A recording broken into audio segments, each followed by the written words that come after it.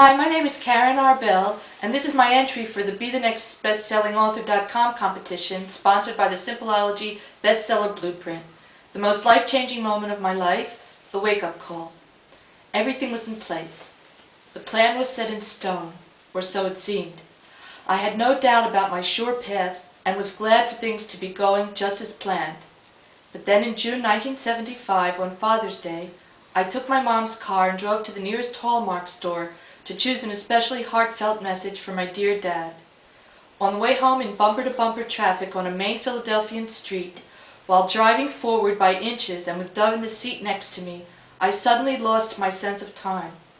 My glimpse of the drugstore sign ahead of me, which should have been behind me, only confused me more. I didn't know what hit me. Floating into unconsciousness, I longed for an anchor. As if my wishing could magically make it so, I momentarily gained consciousness to find my precious younger sister Robin holding me and talking to me, as a robin redbreast flying by at that propitious moment in order to rescue me, or more likely an angel sent from heaven. She had been out with her boyfriend riding his motorcycle and spotted an accident from at least a mile away. She recognized the totaled car as my mom's, even though there must have been thousands just like it in the city. "It's Karen, I just know it is." After ascertaining that I was alive and okay, Dove shook himself out of his concussion and walked around questioning all of the bystanders. He and Robin sat with me in the ambulance on the way to the hospital so that I was more able to let the medical personnel do their jobs without my usual resistance.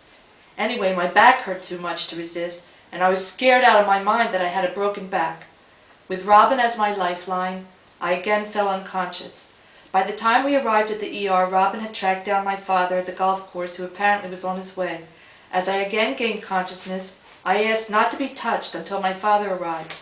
Just as one of the ER nurses yelled, "We must at least stop the bleeding," I heard someone speaking Hebrew as if in a mirage at the opposite end of the hall. When I asked the nurse who was speaking Hebrew, she explained that he is head of ER, a doctor from Israel.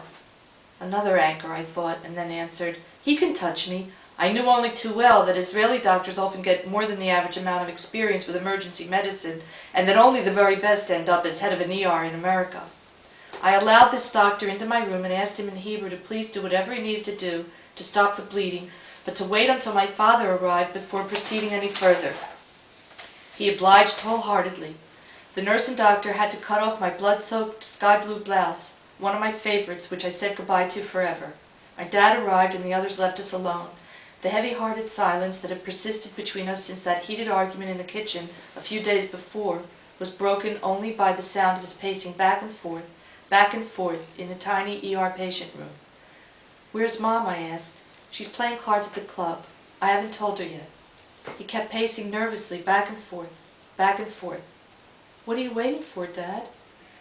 "For the results of the chest x-ray." More silence.